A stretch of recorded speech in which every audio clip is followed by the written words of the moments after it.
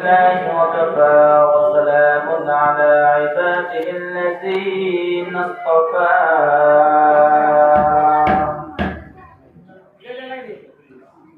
أما بعد فأعوذ بالله من الشيطان الرجيم بسم الله الرحمن الرحيم إذ يتلقى المتلقيان عن اليمين وعن الشمال قعيد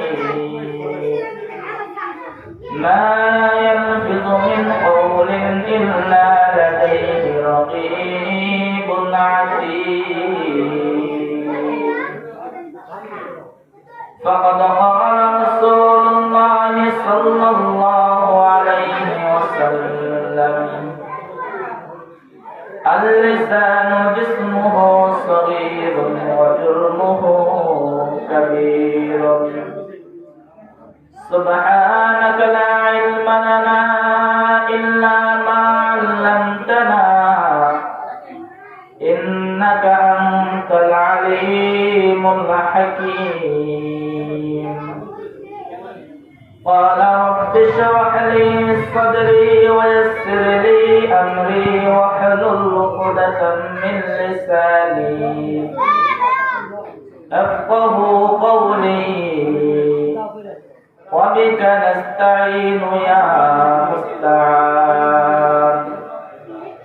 شكرا لله اللهم صل على محمد وعلى آل محمد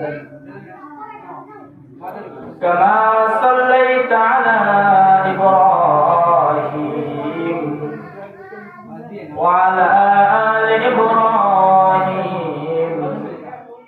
إنك حميد مجيد اللهم بارك على محمد وعلى آل محمد كما باركت على إبراهيم وعلى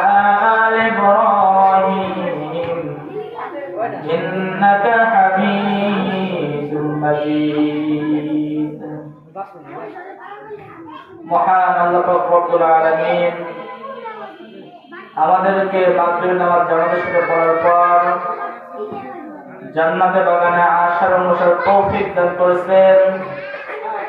এই জন্য সকল অন্তরস্থল থেকে শুকরিয়া আদায় করি আলহামদুলিল্লাহ। মহান আল্লাহ রব্বুল আলামিন আমাদেরকে সৃষ্টি করেছেন অতি সুন্দর করিয়া। আল্লাহ পাক রব্বুল আলামিন এটা কোরআন থেকে ইরশাদ করেন লাকাদ খালাকনাল ইনসানা ফি আহসানি তাকওয়িম